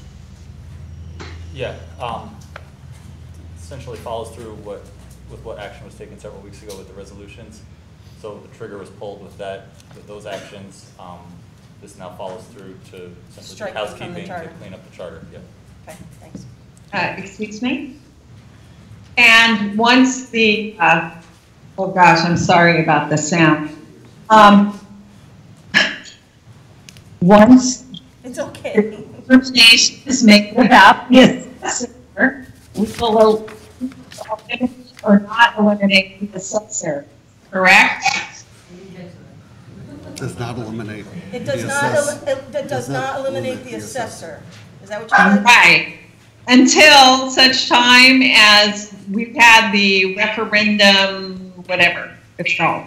There was no petition to have a referendum. The resolution from probably 5 weeks ago on the assessor was to authorize the mayor pursuant to real property tax law to have negotiations with the county and wait 45 days, wait and see if there's a referendum. Absent a referendum and after the 45-day period, the mayor could have completed his negotiations and then presented the council with that agreement with the county. Okay. So nothing is affecting the assessor through this proposed local law. Would this be a good time to have you say a few words to put the council at ease that we have the authority to make these changes? Certainly. I sent out a memo this afternoon in response to Councilor Dowdle's question and some comments received from a former charter commissioner. The point of that memo was to give him a short answer of, does this require a referendum? The answer was no, and the long answer was, certainly municipalities under the home rule law have authority to enact local laws. Section 10 of the municipal home rule law explicitly gives the city a power to pass a local law regarding the revision of its charter. Then I provided the specific scenarios whereby a mandatory referendum or permissive referendum would be required, and nothing in that laundry list of triggers was applicable here. So basically the council has a power by local law to amend the charter, and there was no elective offices impacted. This wasn't a new charter through specific case law, which was directly on point, saying where local law changes the duties from one department to another does not provide a new charter so as to require a mandatory referendum.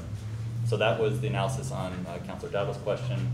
The second component of that memo was to highlight language in the charter which gives the council power to establish, alter, consolidate, or abolish city departments so long as certain services were provided through other documentation that the mayor has. Those services, there's a plan to have those services provided, and that's kind of the short answer. So under the plain language of the charter, the city can certainly modify its city departments and has a duty to guarantee that the services are provided, but there is no duty that the services are provided by a specific department head. Anybody have any questions on the legal authority? Any further discussion?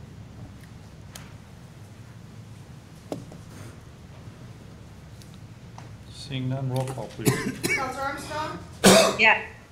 Counselor Kelly? Yes. Counselor Dowdle? Yes. Counselor Ensel? Yes. Counselor Casper? No. Counselor Kretzer? Yes. Passes. Adoption of local law P-5 2017, a local law amending Article 6, Section C6-1 of the City Charter of the City of Plattsburgh. This local law is enacted pursuant to the provisions of Section 10 of the Municipal Home Rule Law of the State of New York, being enacted by the Common Council of the City of Plattsburgh as follows. The City Charter of the City of Plattsburgh at Article 6, Section C6-1 is amended and restated in I'd its like to make a entirety. motion to waive the reading and move the resolution, please. Moved by Counselor Kretzer and second by Counselor Casper. Just to clarify, it should be a motion to adopt the local law. That's right. So that's a friendly amendment to adopt the local law? Yes. Counselor Kretzer, second by Counselor Dowdle. All in favor? Aye. Aye. Opposed? Discussion. Is there any question about the logic of this, please? Ms. No Counselor question Kelly? about the logic, Mayor, but is there to be a public hearing before the council starts to discuss the budget issue? Yes, that's necessary. That's the point of this local law, because right now, the charter says the mayor may present his budget prior to October 8th, which usually the budget's presented right around that time period. And then there it says, subsequent to the mayor presenting his budget, there shall be a public hearing between October 15th and October 22nd. And then at that point, upon the public hearing being closed, then the budget's in the council's hand. So the public hearing's a condition precedent before the council acting on it. In this scenario, because the mayor presented his budget so early, essentially your hands are tied, absent this change, to wait until that little window between October 15th and October 22nd. So this expedites that public hearing and then allows the budget to be in your hands. 2 weeks for a notification for the public hearing, and then we can. Well, I think it'd presumably be 1 week, 7 days after the presentation of the hearing to 28 days. So I could call a public hearing immediately. Would it allow me to do it for next week, the public hearing? Yeah, we'll have to have Sylvia file this as soon as possible. That would be good. Yeah. Which she's anticipated that and has it prepared. I believe that you're anticipating the question that you've asked for a hearing on, for the purposes of the council budget tonight. Can they still have a discussion of the council budget nonetheless, without having it? Absent, you can't take action on the council budget, so discuss away. It's the action that's concerning. Okay. You couldn't make a budget amendment until you have the public hearing. Okay, thank you for Was clearing that that. reasonable for you to be able to proceed then? Absolutely. Thank you. Any other questions, concerns, discussion? Seeing none, roll call, please. Counselor Armstrong? Yes. Counselor Kelly? Yes. Counselor Dowdle? Yes. Counselor Ensel? Yes. Counselor Casper? Yes. Counselor Kretzer? Yes. Local law passes.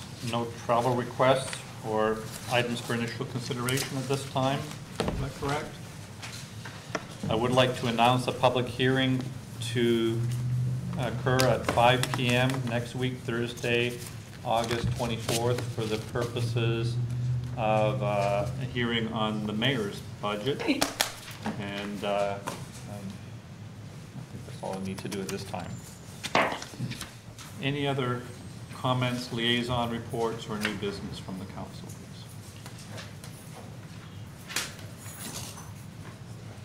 This is now an opportunity for the public to please come and be heard by the council on any issues of concern.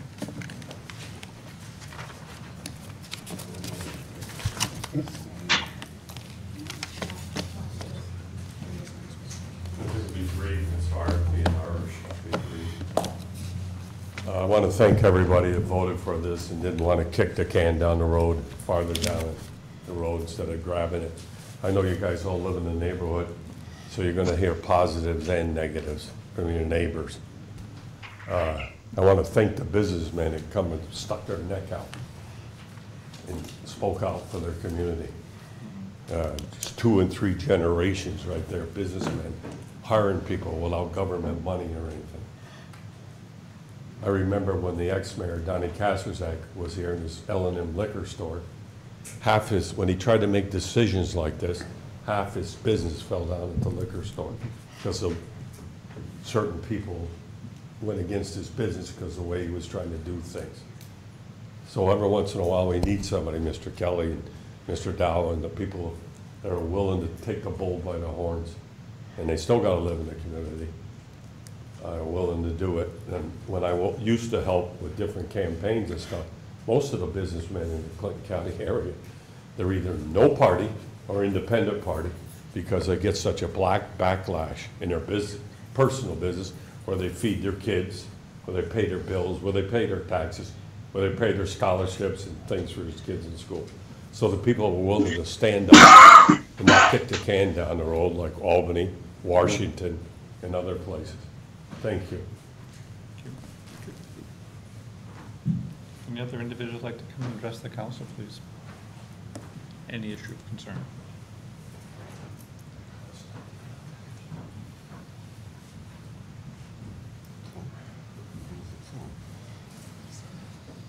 Seeing none, do I have a motion to adjourn? Moved by Councilor Kelly, second by Councilor Kretzer. Roll call, please. Councilor Armstrong?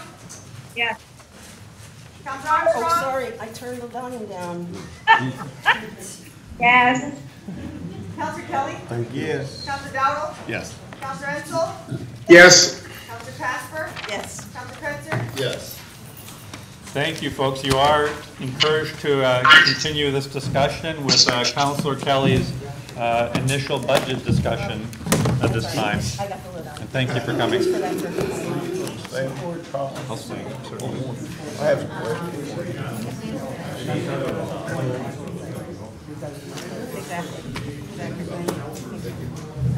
Your city business doesn't suffer. I want you to know. Yes. Yes. I had my, of course you do. No, if you're okay with them going up, I mean, it's not going to interfere with that. Take care. So, makes it easy. There was a better effort on his part. Yep. It's when on Ruger, you know, there's it's courtyard, the big courtyard with the statue. It's early. You want to stay around? That's why they call it Amity Friendship. Oh, I guess, I'm sorry. Absolutely. All right, well, thank you. Good perspective. I like that. Okay. I'll give you mine. Because I'm right on the website. Okay. I know. It's all out there.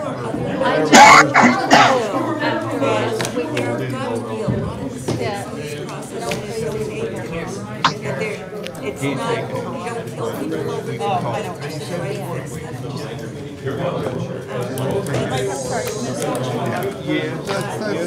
I know you follow this. I'm sure you That's how I've been flagging. I appreciate your televising the information. You'll end up spending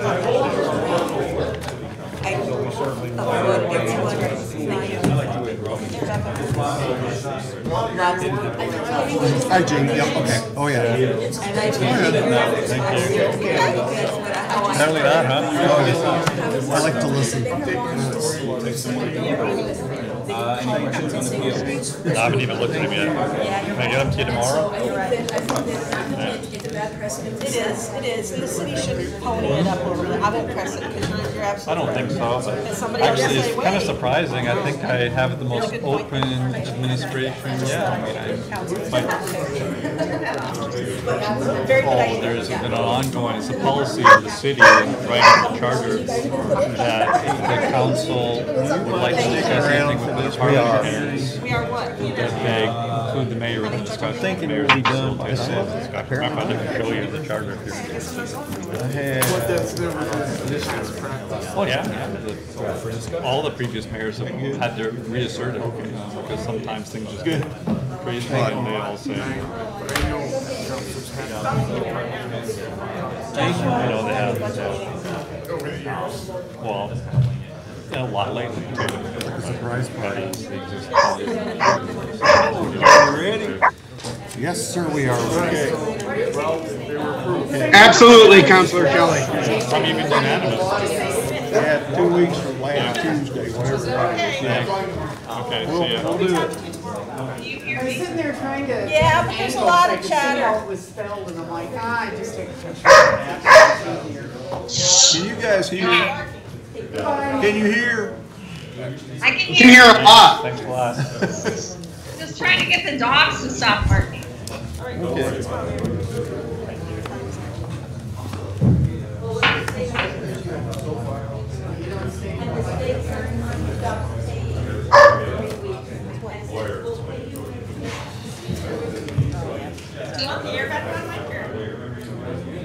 look who's here. At the end, of course. Yeah. Thank you, Beth. Yep, thanks. I'd like to start the City Council's first budget hearing for the fiscal year 2018. I think we're going to keep this very short tonight for our first meeting, just because we went through a long council meeting already. I asked last week if any councilors had any ideas or anything you wanted to bring to the table tonight. Mike, can I just ask one question? Can you turn the air conditioning back on? Sure.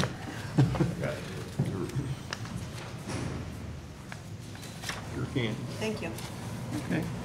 So I received no suggestions or ideas, so I thought I would indulge myself and ask the mayor and Mr. Marks a lot of questions tonight. If you'll just indulge me, hopefully we'll get out of here quickly tonight. Do we take minutes? Do we take minutes? Do we Are take minutes? Are you volunteering? No. We can't. I have a problem with the hearing. No? We cannot take action tonight, Yeah. Rochelle, until after the public hearing next week. So I know. I think we're okay to dispense with minutes, but okay. And we can't, as I said, we can't make any proposals to change the budget or any suggestions like that. But we can ask for details and facts. So that's what I would like to do. Starting on the very first page of the mayor's budget, there is a general fund appropriation proposed of $22,542,450. And that's, if memory serves me correctly, and it often doesn't, but if it does, that's about $1 million less than last year's budget. So, Mayor, as we go through this, I'm going to ask you and Mr. Marks to explain to us where that $1 million is coming from. I have some questions for you that I think will give you an opportunity to explain that to all of us, to our satisfaction. But if I leave anything out, please feel free to add any additional comments. So we move on to the budget, page number 1. It's under the munis pages. In the very first item, real property tax items, Mayor, you state that you anticipate a 4.7% increase in real tax.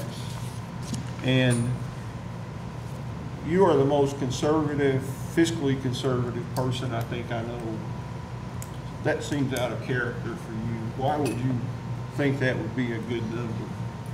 That's a combination of the tax base, and please, Chamberlain Marks, correct me because he'll know more about this than I, but it's a combination of my recommended tax increase and the expansion of the tax base by about 1.85% for next year. So if you sum those two up, that's how we arrived at that number.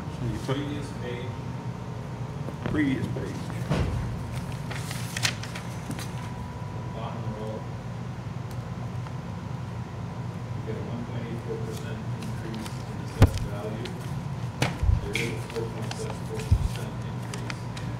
Richard, we're Richard, gonna, can you get to the microphone? We can't hear you. Thank you. Can you hear me now? yes, Okay. I've heard that before. On the third page, I don't know if you have the same document we're looking at, but like I was just going over, there's a 1.84% increase in assessed value. And yes, there is a 4.74% increase in the tax levy, but that equates to a 2.85% increase in the tax rate. So that's where the 2.85% number comes from that was stated in the press as being the levy increase. It was kind of incorrect. It's a rate increase, but that's what the taxpayers are going to feel is the 2.85% and not the 4.74. Okay. Then do you think that the 1.84% change is realistic? It's done. It It's is. in It's the already numbers. based on the current tax roll that just went out on July 1. Right. Okay. That is the tax roll number. Excellent. Now, that can change before the end of December. Okay. The assessor's office continues to take changes in if there's any tax grievances that come in, if we get awards to the taxpayers that'll reduce the assessment. The city will have to put those through.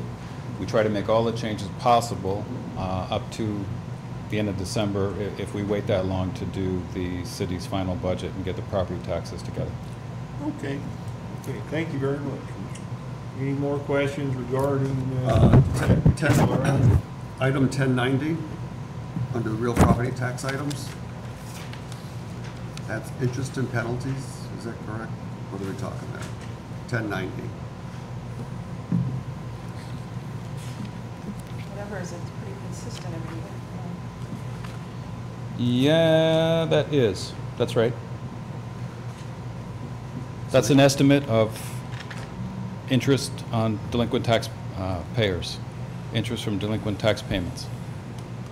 So why Not is to be confused with the $62,000 further down of Chamberlain fees, which includes the 5% collection fee from the delinquent property taxes we inherit from the school. We usually get about $1 million a year in delinquent school taxes to collect, and they give us a 5% collection fee against that. But we're not entitled to their interest. We can only keep the interest on it after we guarantee their tax roll. But the interest that you see above is on delinquent payments that the city receives, and the interest, the city's entitled to that interest. So why does the projection remain at 48.5 when the 2016 actual is 67, the actual in 17 was 61, and then the 18 is 68,000? Because I haven't had a chance to update every projection number through here. There's about 870 some accounts to deal with. And in putting this together, we compressed the process from about 2 to 3 months in as many weeks. Okay. And so the projection numbers, if I was given projections by departments, I put them in. I left them as the budget that's rolled forward. If you see in the second column, the 48.5 is the original budget. It just rolls forward to projection because that's the way I move it through the system. And if I have the time to update every number, I usually get to it, but I haven't. So when you look at the budget for next year, we did look at that in comparison to last year, and we're keeping it consistent with what we think we're going to earn.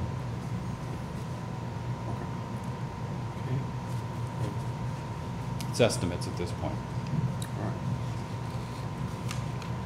Okay. Any other questions for? And under non-property taxes, line 1130, we're looking at an actual 13.3 with a projection of 41. Yeah, that's the actual as of July 27th. And that's utility gross receipts tax. That's from all the utilities in our area that pay a 1% fee on the revenues that they earn through our networks. Okay. Okay. It comes in on a quarterly basis, so we haven't seen everything for the September quarter end yet. So it looks like a good portion of that comes in the last quarter. Yep. Or last third. Good portion's going to come in these last 2 quarters, yeah, obviously. But I think more of it's going to come in the third quarter than in the last quarter. That's what this would make us believe. Yep. Yes. Okay. The cable TV franchise tax is about the same. It's a 1% fee. And that, like I told you last week, Councilor Casper, we can wait probably till almost March to get that last payment in of $60-some thousand, but we'll include that in this year's revenue. We accrue it. Since we've heard there are no small numbers, $12.55 clerk fees, actual 132, we project out 2,000 within the next. That's a number that Sylvia gave me. Okay. So we'll have to get the details from her. We did redo the schedule of fees, didn't we? Yes, she did, and she has the details for that.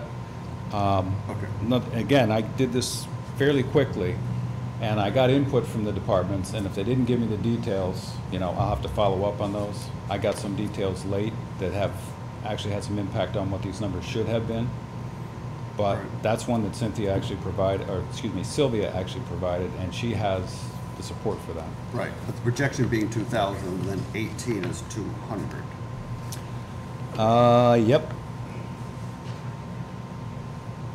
She gave me both numbers. Okay. We'll verify it. We'll ask her the question where they come from. Don't ever spend more than $1,800 on time doing it. Okay. All right, that's all me on that page. On page 3, item 2811, MLD pilot. Yep. I see an 18.3% increase. That's right. How did you talk Bill Tracy into doing that? I didn't. I He think actually just volunteered. I think Mayor Calman did. Unfortunately, he's not here. I've never seen the calculation for the MLD pilot. I was always told it's $600,000, take it or leave it, since I've been here, since 2007. And it's all dictated by the Public Service Commission. Miraculously, last year, in the fall, he had a meeting with Mayor Calnan, and all of a sudden, Mayor Calnan said, well, we're going to get $46,000 more in the MLD pilot this year. And I said, based on what? Oh, don't worry about it. It's like no calculation, no anything. We didn't actually get 46,000 more. They actually only gave us 26,000 more. And then there was a mistake that it should have been 15,000 more. So the numbers jumping all over the place. And I mentioned to the mayor that I think it's time that, when we have the time to sit down with Bill and say, show us how this works. Let's see if it's valid. It should be based on a commercial valuation for the pilot. I don't know that it is. I think it's kind of based on depreciated cost and not based on income producing value. But we're going to take a look at it this year. However, they provided us with that number, and so it is an increase. I think the total increase, you got to take the 425 together with the lights of 227. So we're actually looking at 650, right? 652. So we went over 600 by 52,000 more. It's like I'm not going to look a gift horse and get pissed off about it. Nope. But we'll get the details. It's good. But all the 2017 actuals, and then the projections. Yep. And then the 18 numbers, they're all over the place. Okay, I did a new calculation. One of the things that I provide to this is the water and the sewer contributions. Okay. I'll send you that tomorrow if you want to see the worksheet on that. It's the calculation based on the 2016 results. That's the last two numbers, 232 and 319. And you can see that they were 211 and 294 budgeted, or 295. We're able to take a little bit more from the water and sewer funds because our costs have gone up so much on the general fund side, for police, for fire, for just about everything. It's all based on actual support cost. Okay. I did send that to the mayor. I don't know if you've had a chance. John, you've got a copy of it too. I don't know if they've had a chance to look at it, but I'll send it to you too if you want to pour through that one. You're going to love it. That was the justification we had to come up with to present to the state of New York when we were audited, and we were taking $1,300,000 out of the funds combined, and they said, show us the support for that. Right. And I could come up with about 480, I think, at the time. So we lost $800,000 worth of revenue, which is the second big income loss that I've been talking about for several years. that we haven't been able to make up anywhere. Luckily, the state said you can reduce that 800,000 ratably over 5 years, so that we could have reduced our costs to match it. But we didn't do that second piece, unfortunately. And that was, I think, before this council ever was conceived of. That started in 2009, at the same time as we lost the Falcon Seaboard $750,000 a year, because it was considered permanent revenue but had a 15-year life. So it's your fault that that happened then? At this point, you guys can blame me for everything. You got I big just didn't get the shoulders, message don't through, did I? You got big shoulders, Richard. Not really, no.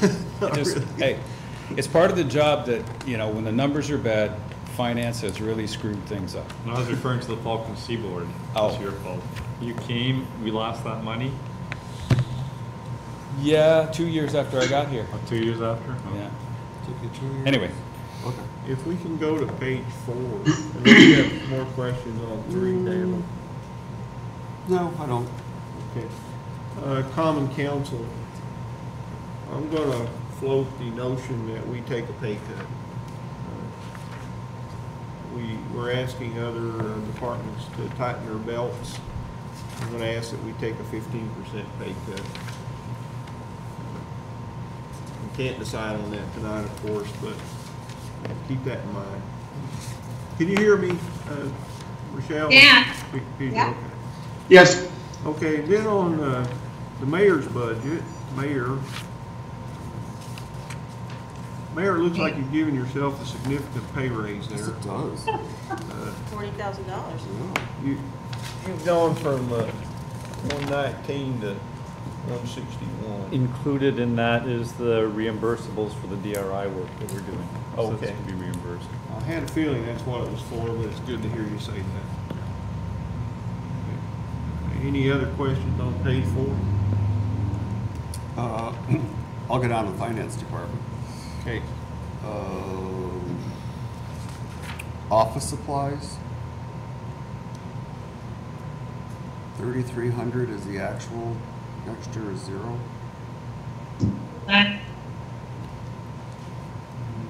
Overtime pay, there's an increase of $2,000 projected There is. based on It's the extra time that we always need to close the office at the end of the day. We didn't get that extra position in the back office for the last 2 years that it was budgeted. So I didn't include that in 2018 because we're just not going to fill that position. But I need to have the overtime for customers staying past 4 o'clock and for getting things closed up at the end of every day. Is this any of this tied to HR responsibilities? No. No. I think for the HR responsibilities, we've got 2 positions in the city that are entitled Senior Payroll and Personnel Associate. There's one working in our office right now, and her background is an HR degree and an economics degree. And we have another position that's been created with the same title. So I have to assume that the reason that was done is that, you know, they both have HR capability and background, and they can satisfy the needs of the city pretty much on a day-to-day basis for all the functional requirements for HR. We should let you know too that we have put out that RFP for healthcare administrator, where we have a requirement in there that they have an in-city presence every week. At least one day a week, have someone here to take care of all the questions from retirees and employees for healthcare issues, open Yeah. enrollment changes, and so forth. Do you have an estimate for cost? Any idea? An estimate? Can you say again? Sorry. Do you have an estimate in sending out that RFP? But do you have a ballpark what you think you might expect when you get the responses? Not really. It's for brokerage services. So we've got 2 pages of questions for them to answer about what they're going to provide. They're also going to state their fees. Sent out 24 requests I don't know how many we'll get back. Last time I think we got back about 6, and 3 of them didn't answer the question, so we couldn't consider them. But, no, excuse me, 7, and I think 4 of them did get considered. And there's a wide range of fees and services that they could provide. 2 of them were very close to the same fees and the same abilities, and one of them happened to be our incumbent last time, so we kept them because there wasn't much of a difference in moving. So we'll let everybody know what we get, and we'll try to do the same analysis as last time to compare the costs, the services, and their ability to answer the RFP. That's how we rated them last time. That will come from the contracted services line, though? That will be reflected there? Which contracted services line? For finance, where will that funding come from for that healthcare consultant? We won't be adding anything to the budget for their costs. It usually is part of what they earn from Blue Shield. Consistently, it's been. They normally get their commissions from stop-loss insurance if we're still going to do that kind of a plan. But it's my understanding that we're saying, no holds barred, let's look at everything possible to do this time. If we go to a premium-based plan, they're going to get paid from those premiums as well. Usually you don't pay a healthcare broker directly. Okay. So the 4430 line, the upswing in contract services, seems to be... in finance? Yes. It's down. Oh. From 29. That's because Bill Tracy lowered our rent. Okay. All right. Yep. But the actual, but the projection was 29. But the actual was $9,104.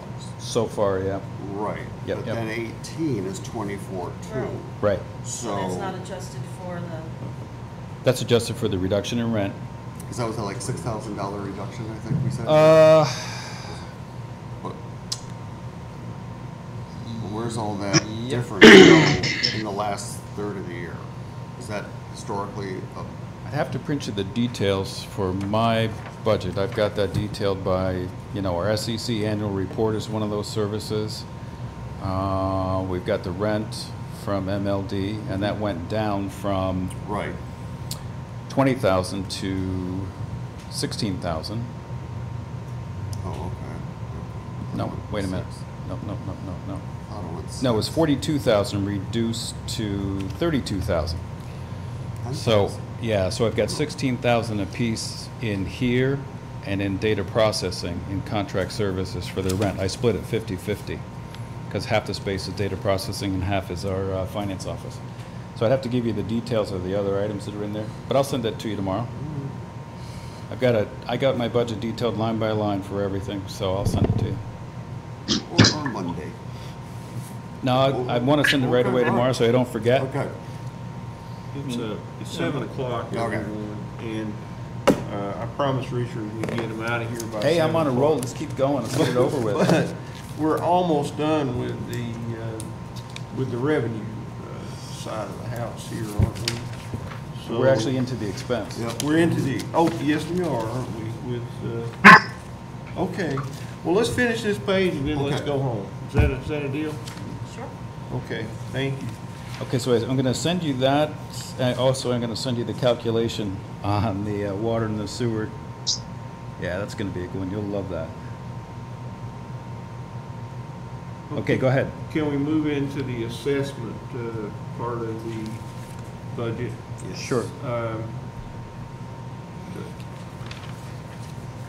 Goes up. 2018 budget goes up, and we were assured that there would be some savings if assessment moves to the county or whatever happens in the end. Can you explain to us how this is going to work?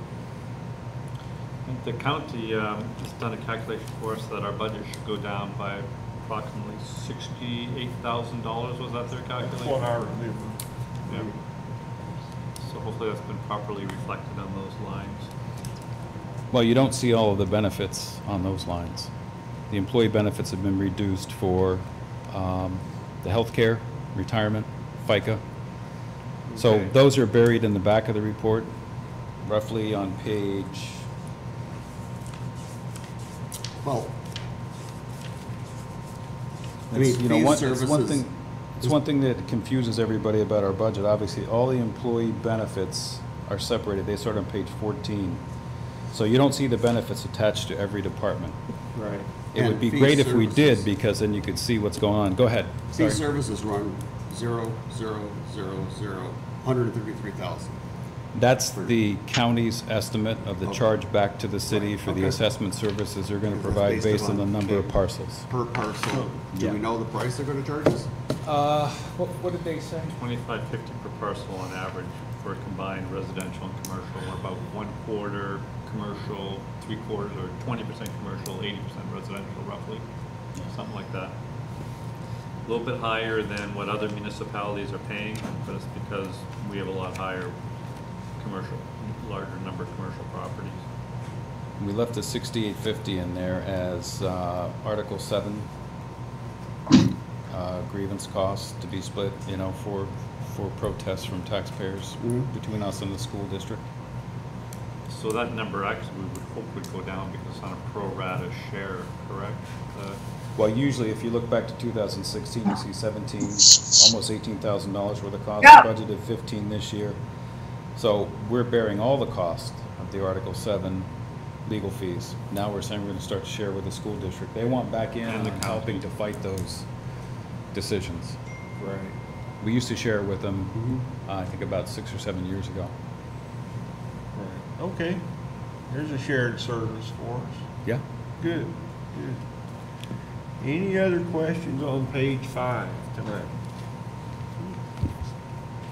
All right. Well, I'll call this meeting adjourned. All right. Thank you very much, everyone. Could I ask you if Chamberlain Marks can give you a most revised update for the budget? Because you did have a couple of corrections since I released mine. Sure.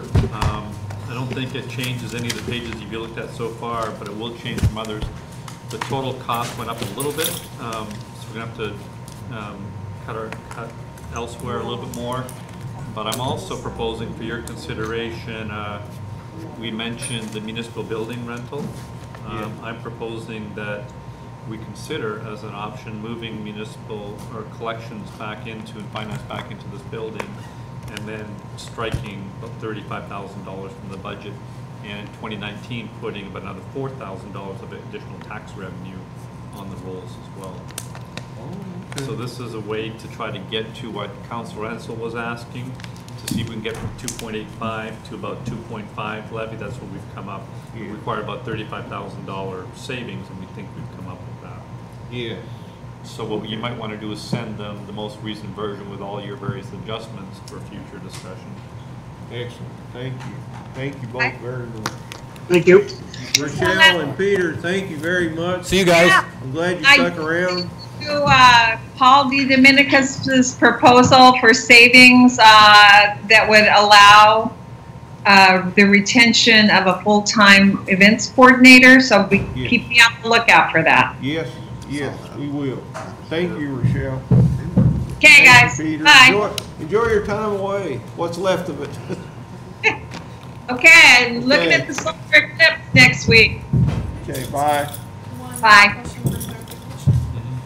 You said with the Thanks, Dale. Okay. It says All right. Good. We're off to a good start. There we are. budget, it included BRI reimbursements, is that correct? Right, we have within my budget the individual working to help us implement the DRI, but we'll be reimbursed by the state for that amount. So it increases our expenses, but we're also an offsetting revenue for it. Okay, so that's Joel Woods. That's right. Thanks. His salary is $40,000. Okay,